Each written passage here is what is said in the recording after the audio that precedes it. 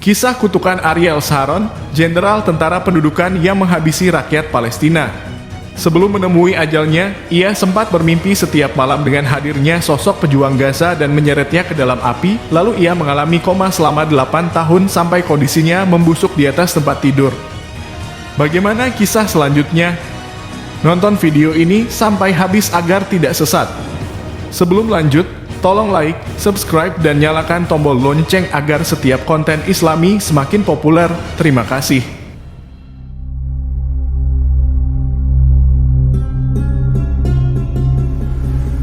Bismillahirrahmanirrahim.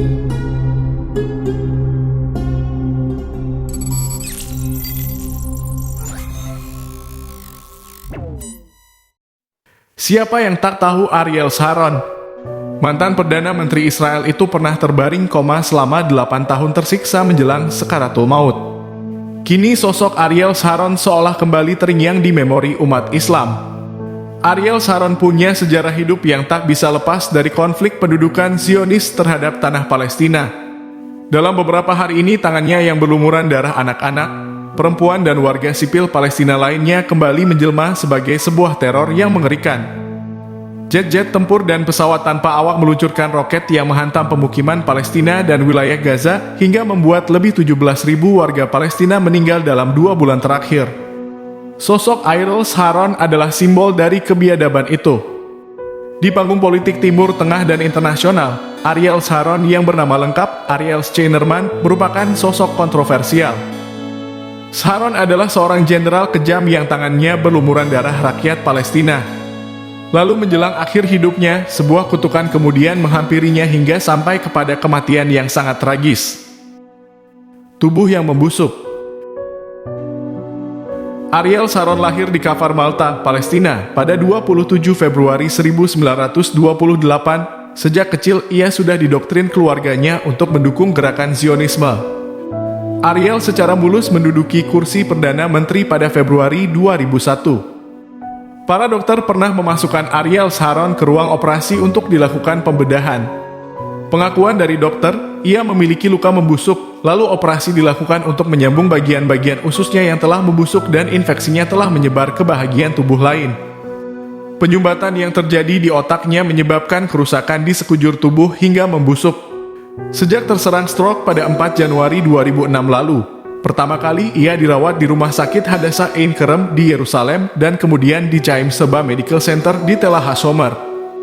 Menurut Komite Keuangan Knesset, yaitu Parlemen Israel, biaya pengobatan Sharon setiap tahun sekitar $440 juta atau setara dengan 4,25 triliun rupiah.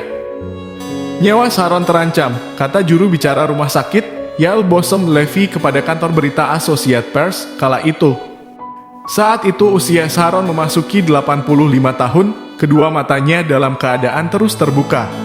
Dokter-dokter yang merawat Sharon memberikan keterangan terkait kesehatan Sharon. Saat ditanya sampai kapan keadaan Sharon akan terus-menerus seperti ini, Shlomo Segev, dokter senior yang merawatnya mengatakan, kalau dikaji dari usia rata-rata di keluarga Sharon, ibu dan neneknya mati di atas usia 90 tahun.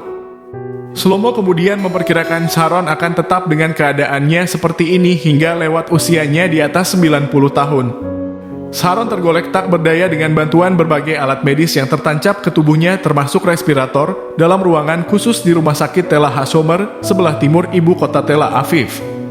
Tidak ada upacara khusus atau sekadar ucapan simpati buat lelaki 85 tahun itu, semua orang telah melupakan dia, kata Ra Anan Gisin bekas penasihat Sharon. Cobalah pegang tangannya, belai rambutnya yang memutih dan sapalah dia dengan bahasa orang Arab yang sangat dibencinya, Kaifa haluk ya Sharon? Yang artinya, apa kabarmu Sharon? Dia pasti tidak akan menjawab. Sebab itu hanyalah sebuah patung lilin dalam ukuran sebenarnya sebagai representasi dari Ariel Sharon.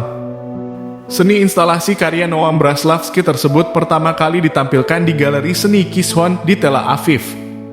Sebagai seorang seniman, adalah hak saya untuk memilih tokoh ini dan membawanya kembali menjadi kepala berita utama di media massa, kata Braslavsky, perupa Israel yang bermukim di Jerman. Saat Sharon terkena stroke, seorang kru televisi Israel berhasil merekam gambarnya yang sedang berada di belakang sebuah mobil ambulan, terbaring setengah duduk dalam keadaan sadar. Itulah gambar terakhir dari Sharon yang dimiliki media. Sebab setelah itu, keluarga Sharon sengaja menutup rapat-rapat segala informasi tentang kondisi salah satu tokoh kontroversial dalam sejarah Zionis Israel itu. Sementara Sharon palsu didatangi banyak pengunjung di Kishon Gallery, Sharon asli terbujur kaku tidak sadarkan diri beberapa kilometer jauhnya di Chaim Sheba Medical Center, Tel HaSomer. Sharon yang akrab dipanggil Arik terkena stroke berat sehingga otaknya dibanjiri darah. Berbagai media internasional mengabarkan bahwa ia sudah mati. Hal itu wajar saja, karena setelah dinyatakan stabil pada 5 Januari 2006 oleh tim dokter, saat itu di Rumah Sakit Hadassah, keesokan harinya Sharon dimasukkan lagi ke ruang operasi. Pada hari ke-6, dokter berupaya membangunkannya dari keadaan tidak sadar dengan cara mengurangi dosis obat anestesi. Ia pun kemudian bisa bernapas sendiri dengan bantuan respirator dan sedikit memberikan respon terhadap stimulus rasa sakit di lengan dan kakinya. Tetapi, Sharon yang sudah berpindah rumah sakit tidak juga bangun, meskipun keluarga sudah memperdengarkan alunan musik klasik karya komposer Mozart kesukaannya, seperti yang disarankan oleh dokter. Hari berganti pekan, pekan berganti bulan. Sharon tidak lagi dikabarkan menderita pendarahan pada otaknya. Hanya saja, berbagai infeksi menyerang organ-organ tubuhnya yang lain secara bergantian. Dari otak, infeksi pindah ke paru-paru, ke ginjal lalu ke dalam darah, begitu seterusnya. Jantungnya yang diketahui bocor sejak sebelum koma ikut memperburuk keadaan. Tim dokter yang merawatnya hanya menyampaikan 2 kabar tentang Sharon, yaitu kondisinya memburuk karena ada gangguan pada organnya atau stabil, tapi tetap dalam keadaan koma. Sebelum Ariel Sharon jatuh koma, diisukan kabar dari asisten pribadinya bahwa tidur malamnya sering diganggu oleh satu mimpi yang sama. Dalam mimpi itu Sharon ditangkap oleh penduduk Gaza yang begitu marah dan dendam kepada Sharon karena tindakannya yang angkuh menyerang tanah Palestina. Di dalam mimpi itu Sharon telah disiksa, dirantai tangan dan kakinya kemudian diarak sekeliling kota Gaza dan dimasukkan ke dalam api. Mimpi itu mengganggu Sharon setiap malam hingga dia jatuh koma. Tiada yang tahu akan derita Sharon menanggung mimpi-mimpi itu kecuali asisten pribadi Sharon. Asisten tersebut mengungkapkan mimpi-mimpi Sharon itu kepada khalayak di Israel pada tahun 2008. Khalayak di Israel telah menyiarkan berita tersebut, kemudian dikutip oleh media-media Asia Barat, seterusnya tersebar. Demikianlah kita saksikan keadaan musuh Allah di akhir hidupnya.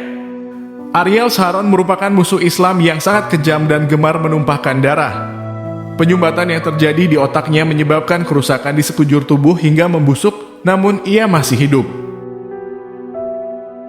Penjegal dari Beirut. Melansir Intisari Online, pada usia 14 tahun, Ariel yang menerjemahkan dukungannya terhadap Zionisme dengan cara menyerang rakyat Palestina itu mulai masuk organisasi bersenjata. Ia bergabung dengan kelompok mafia Haganah dan beberapa tahun kemudian masuk Satuan Infanteri Israel, Brigade Alexandroni. Sebagai militer yang gemar melakukan serangan brutal, Ariel yang kemudian menjabat komandan terus melancarkan teror terhadap rakyat Palestina. Dalam berbagai pertempuran yang dialami, Ariel sempat terluka dan hampir saja tewas. Karier militernya terus menanjak. Pada 1949 ia dipercaya memimpin unit intai tempur Brigade Golani. Tak hanya berkarier di militer, tahun 1950 Ariel masuk Universitas Ibrani Yerusalem dan mengambil studi sejarah dan kultur Timur Tengah. Karena konflik Israel-Palestina makin memanas setahun kemudian, Ariel aktif kembali di militer Israel dengan pangkat mayor dan memimpin unit khusus Unit 101. Unit pasukan khusus yang bertugas menyergap gerilyawan Palestina ini dikenal kejam. Pada 1953 mereka pernah membantai 69 penduduk Palestina. Akibat peristiwa pembantaian itu, Ariel mendapat julukan baru, penjagal dari Beirut. Perang demi perang terus dijalani Ariel mulai dari perang di Terusan Suez pada tahun 1956, perang 6 hari pada 1967, dan perang Yom Kippur tahun 1973. Perang yang membuat nama Ariel Sharon naik turun itu rupanya membuat nasibnya tetap beruntung mengingat pangkat mayor jenderal berhasil disandangnya. Foto Ariel yang bagian kepalanya terbalut perban saat bertempur di terusan Suez bahkan menjadi simbol kekuatan militer Israel. Usai perang, Ariel terpilih sebagai anggota Knesset, semacam kabinetnya Israel. Akan tetapi pada 1974, Ariel mundur dari Knesset sekaligus pensiun dari dunia militer. Ariel lalu bergabung dengan partai politik yang selanjutnya menjadi kendaraannya meraih kekuasaan, yaitu di Partai Likud. Selain aktif di partai, Ariel juga dipercaya sebagai penasihat keamanan Perdana Menteri Israel saat itu, Yitzhak Rabin. Tahun 1977, Ariel kembali ke Knesset dan menerima jabatan Menteri Pertanian.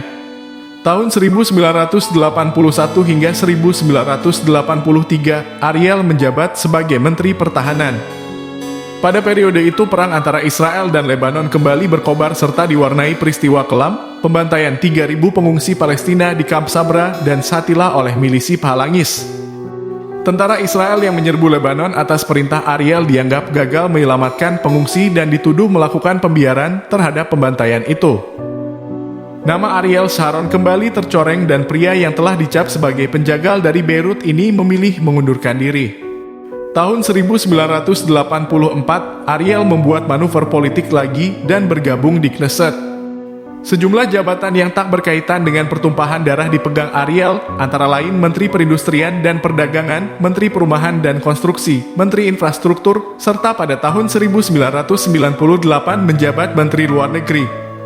Tahun 1999 ketika secara kebetulan Benjamin Netanyahu mundur sebagai ketua Partai Likud, Ariel maju menggantikannya. Posisi itu membuat Ariel secara mulus menduduki kursi Perdana Menteri pada Februari 200. Sebagai Perdana Menteri, Ariel lagi-lagi membuat langkah kontroversial. Ia membentuk Koalisi Persatuan Nasional dan mendorong perdamaian Israel-Palestina. Suatu langkah politik yang dahulu sangat diharamkannya. Ariel bahkan memerintahkan penarikan mundur pasukan Israel dari jalur Gaza. Langkah ini ternyata membuat Partai Likud terpecah. Di jalur Gaza sendiri, faktor keamanan mulai dipegang pejuang yang kemudian memperdaya Israel, yaitu Hizbullah. Perpecahan Partai Likud membuat Ariel Sharon berang. Tak lama kemudian, pada November 2005, ia membentuk partai baru bernama Kadima. Langkah politik dan karier Sharon sebagai PM terhenti ketika pada bulan Desember, stroke menyerangnya. Setelah lebih dari 100 hari terkapar tak sadarkan diri, posisi Ariel lalu digantikan wakil PM, Ehud Olmert. Ketika pasukan Israel berhasil dipukul mundur Hizbullah dan PM Ehud Olmert harus bertanggung jawab terhadap kekalahan perang itu. Ariel Sharon tidak tahu sama sekali. Mantan jenderal yang terkenal kejam itu masih terkapar koma di rumah sakit militer, Sheba Medical Center. Lalu pada 11 Januari 2014, Ariel Sharon meninggal dunia dalam kondisi tragis setelah selama 8 tahun mengalami koma dan hidup dengan alat bantu pernapasan. Akankah Benjamin Netanyahu mengalami nasib yang sama dengan pendahulunya? Silakan share video ini dan tuliskan doa terbaik kalian untuk tentara pendudukan di bawah kolom komentar video ini.